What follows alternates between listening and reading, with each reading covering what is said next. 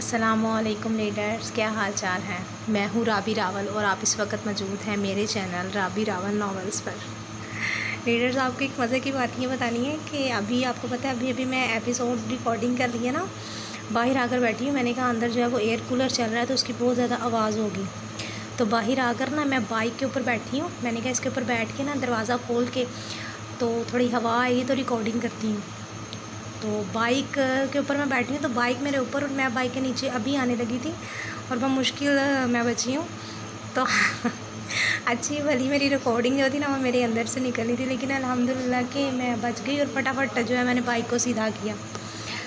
تو دوسری بات میں نے آپ لوگوں سے یہ کرنی تھی کہ ایپیسوڈ میں ریچا کے بھی ناول میں ریڈ کر رہی ہوں، تو وہاں پہ انہوں نے سرپرائز ایپیسوڈز دیے ہوئے ہیں، تو مجھے پتہ لگا ہے کہ کوئی سرپرائز ایپیسوڈ بھی دیتے ہیں، اس لیے اب میں جو ہوں نا چل رہی ہے ریکارڈنگ۔ میں نے کہا دیکھ لوں کل کی طرح ریکارڈنگ جو ہے پوچھ نہ ہوئی اور میں باتیں کر رہی ہوں، تو میں سرپرائز ایپیسوڈ ضرور دوں گی، لیکن میں چاہ رہی ہوں کہ میں جو سرپرائز ایپیسوڈ دوں وہ فل رومانٹک ہو تاکہ آپ لوگوں کو سرپرائز ایپیسوڈ پڑھنے کا مزہ آئے۔ تو انشاءاللہ جیسے ہی مجھے پتہ لگے گا نا کہ مطلب رومانٹک ایپیسوڈ تقریباً 1-2 ایپیسوڈس کے بعد رومانٹک ایپیسوڈ ہی ہے، تو انشاءاللہ وہ میں آپ کو پھر ایک دن میں 2 ایپیسوڈز دوں گی۔ ایک تو آپ کا ایپیسوڈ ہوگا اور ایک میں آپ کو سرپرائز ایپیسوڈ دوں گی اور وہ فل رومانٹک ہوگا، تو جس نے پڑھنا ہوگا تو وہ ضرور جو ہے وہ میرے چینل پر وزٹ کرے، ٹھیک ہے نا۔ چلیں ناول کو سٹارٹ کرتے ہیں۔ ناول ہے نفرت اور محبت سے رقم عشق کی داستان، ایپیسوڈ 34 اور تحریر ہے رابی راول کی۔ لیٹ سٹارٹ بنا ٹائم ویسٹ کیے، چلیں بھائی۔ سوری۔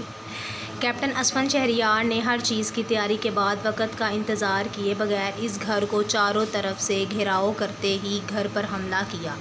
گھر پر سیکیورٹی کے کوئی خاص انتظامات نہیں تھے سوائے ایک گارڈ اور گھر میں موجود چند نوکروں کے۔ کیپٹن اسفن شہریار نے گارڈ کے منہ کو مخصوص جگہ سے پکڑتے ایک جھٹکا دیا اور گارڈ کے کچھ بھی سمجھنے سے پہلے اس کو موت کے گھاٹ اتار دیا۔ اپنی ٹیم سمیت گھر میں داخل ہوتے تمام نوکروں کو اپنے ٹارگٹ پر رکھا۔ زرنش اس وقت اپنے کمرے میں موجود اس عتاب سے بے خبر تھی۔ کیپٹن اسفن شہریار بے چینی سے ایک ایک دروازہ کھول کر چیک کر رہا تھا۔ بے چینی اس کی ایک ایک حرکت سے واضح تھی، لیکن اپنی تمام بے چینی پر قابو پاتا روبیشا کی تلاش میں تھا، جو ابھی تک اسے نظر نہیں آئی تھی۔ نیچے کے تمام کمرے چیک کرنے کے بعد جب وہ اوپر والے پورشن کی طرف بڑھے تو آخری کمرے سے کسی کے چلانے کی آوازیں آئی۔ اس آواز کو تو کیپٹن اسفن شہریار لاکھوں میں پہچان سکتا تھا۔ وہ تیز تیز قدم اٹھاتے اس کمرے کی طرف دوڑا اور ایک جھٹکے سے دروازہ کھولا، جہاں ارحان بغیر شرٹ کے روبیشا پر جھکا اس کے منہ کو قابو کرنے کی کوشش میں تھا، جبکہ روبیشا مسلسل مزاحمت کرتی خود اس سے دور کرنے اور اپنے منہ کو ادھر سے ادھر کرنے کی کوشش میں تھی تاکہ وہ کسی بھی طرح اس کو چھو نہ سکے۔ کیپٹن اسفن شہریار شاہ نے جب یہ منظر دیکھا تو تیزی سے کمرے میں داخل ہوتے ایک جھٹکے سے ارحان کو پاؤں سے کھینچ کر روبیشا کے اوپر سے ہٹایا اور جنونی انداز میں اس پر پے در پے مکے، گھونسے اور لاتوں کو مارتے چند ہی سیکنڈ میں روحان کو ادمرو جیسا کر دیا تھا۔ اس کے دونوں ہاتھوں پر فائر کرتا وہ اس کی آنکھوں پر مکے برسانے لگا اور تب تک اس کی آنکھوں پر مکے مارتا رہا جب تک اس کی آنکھوں سے خون نہیں نکل آیا۔ کیپٹن اسفن شہریار ابھی روحان کو برے طریقے سے پیٹ رہا تھا جب کیپٹن امیرہ زرنش کو بالوں سے پکڑتی اسی کمرے میں لائی جہاں وہ روحان کو تقریباً مردوں میں شامل کر چکا تھا، جس کی سانسیں تو چل رہی تھی لیکن رک رک کر۔ زرنش کے کمرے میں داخل ہوتے ہی روبیشا خوف کے زیر اثر زرنش کو دیکھتے ہی ایک دم اٹھ کھڑی ہوئی۔ کھڑے ہونے کے چکر میں پاؤں پر زور نہ ڈالنے کی صورت میں ایک دم زمین بوس ہوئی۔ زمین پر جو لیمپ کا کانچ گرا تھا وہ روبیشا کے ہاتھوں میں پیوست ہوا۔ منہ سے چیخ بے ساختہ نکلی تھی۔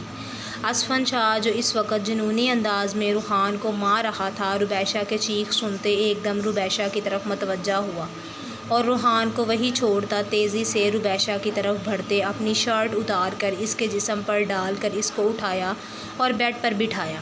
وہ اس وقت روتی بلکتی روبیشا کے ایک ایک زخم کو اپنے ذہن میں نقش کرتا گرے آنکھوں میں سرخی لیے انتہائی ضبط کے مراحل سے گزر رہا تھا۔ اس نے روبیشا کے ہاتھوں کو پکڑ کر ایک دم کانچ کھینچا تھا جس سے ابل ابل کر خون نکلنا شروع ہو چکا تھا۔ کیپٹن اسفن شہریار نے پاس پڑی بیڈ کی چادر کو پھاڑ کر کچھ کپڑا اس کے دونوں ہاتھوں پر باندھا اور بیڈ کے قریب پڑی اس کی چادر کو اس کے سر پر ڈالتے اس کے جسم کو ڈھکا اور اس کو بازو کے حالے میں لیتا کھڑا ہوا جب وہ ایک دم لڑکھڑائی۔ اس کے لڑکھڑانے پر کیپٹن اسفن نے بے اختیار اس کے پاؤں کو دیکھتے بمشکل اپنی زبان سے لفظ ادا کیا، بس تھوڑی ہمت اور کر لیں، اور اگر ہمت نہیں ہو پا رہی تو کیا آپ مجھے اجازت دیں گی کہ میں آپ کو اٹھا لوں؟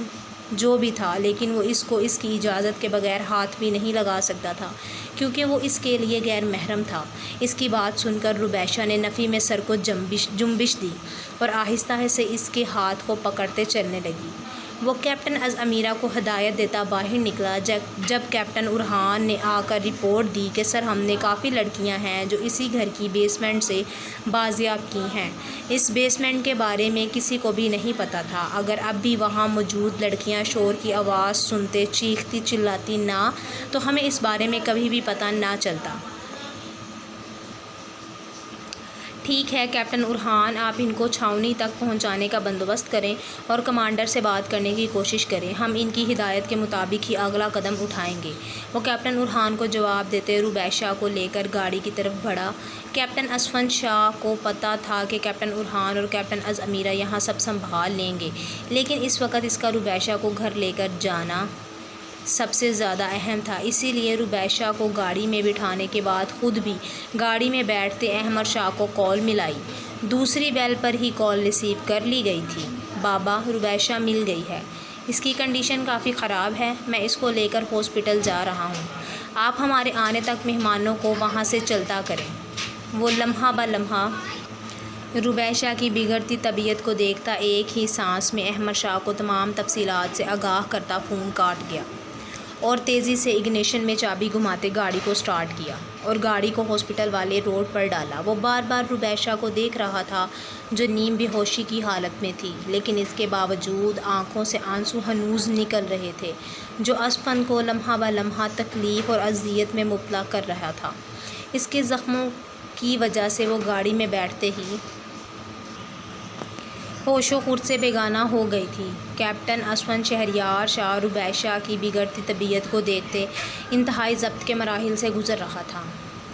وہ لوگ ابھی نکاح کے بعد ایک دوسرے کو مبارکباد دے رہے تھے جب احمد شاہ عبدالکریم خان کے پاس آ کر ان کے گلے ملتے ان سے بولے، خان صاحب، آپ کو بیٹی کے نکاح کے ساتھ ساتھ دوسری بیٹی کے ملنے کی بھی مبارک ہو۔ احمد شاہ کے الفاظ سنتے عبدالکریم خان ایک جھٹکے سے احمد شاہ سے دور ہوتے آنکھوں میں آنسو لیے احمد شاہ کی طرف دیکھنے لگے، جیسے ان کے کہے گئے الفاظ پر ابھی تک یقین نہ آیا ہو اور یقین کرنے کی کوشش کر رہے ہوں۔ عبدالکریم خان کے چہرے اور آنکھوں میں سوال دیکھ کر احمد شاہ نے سر کو اثبات میں ہلایا۔ جی عبداللہ صاحب، روبیشہ مل گئی ہے، وہ ان کے کندھے کو مضبوطی سے پکڑتے بولے، لیکن اس کی کنڈیشن کافی خراب ہے جس کی وجہ سے شہریار اس کو ہاسپٹل لے کر گیا ہے۔ اس نے ابھی فون کر کے کہا ہے کہ مہمانوں کو گھر سے 1 گھنٹے کے اندر اندر بھیجنا ہوگا، وہ تب تک روبیشہ کو لے کر آ جائے گا۔ عبدالکریم خان خوشی سے دوبارہ احمد شاہ کے گلے لگتے ان کا شکریہ ادا کرنے کے بعد منان خان اور حارث خان سے بات کرنے کے لیے ان کی جانب بڑھے۔ ضیاء بیگم کو بھی انہوں نے اندر پیغام بھجوا دیا تھا کہ ان کی بچی مل گئی ہے تاکہ ایک ماں کے دل کو قرار آ جائے۔ سو ریڈرز، یہ تھی ہماری آج کے ایپیسوڈ 34 کا پارٹ 1۔ انشاءاللہ آپ لوگوں کو پارٹ 2 کل مل جائے گا۔ ریکارڈنگ کے دوران تھوڑی سی آوازیں آپ لوگوں کو آئی ہوں گی، اس کی مین وجہ یہ ہے کہ میں دروازہ کھول کر بیٹھی ہوں، کیونکہ بند دروازے میں بغیر پنکھے کی ریکارڈنگ کرنا انتہائی کوئی مشکل کام ہے، تو دروازہ کھولنے سے ایک ذرا ہوا آ رہی اور مزیدار ہے موسم باہر کا، تو اس لیے میں دروازہ کھول کر بیٹھی ہوں۔ اندر میں نے بیٹھ کے اس لیے ریکارڈنگ نہیں کی کیونکہ گھر والوں نے ایئر کولر چلایا اور اس کی ماشاءاللہ سے آواز پھر بھی تھوڑی بہت ہوتی ہے جس کی وجہ سے ریکارڈنگ نہیں کی جا سکتی، تو اس کے لیے معذرت، کیونکہ تھوڑی بہت اندر جو ہے وہ آپ کو ڈسٹربنس سننے کو ملی ہوگی۔ انشاءاللہ کل ہم ایپیسوڈ 34 کے پارٹ 2 کے ساتھ آئیں گے اور بہت جلد شاید 35 کا پارٹ 1 یا پارٹ 2 آپ لوگوں کے لیے سرپرائز ایپیسوڈ ہو، کیونکہ وہ فل رومانٹک ہوگا۔ تو چلیں تب تک کے لیے اللہ حافظ، مجھے اپنی دعاؤں میں یاد رکھیے گا اور اپنا بہت بہت خیال رکھیے گا۔ فی امان اللہ۔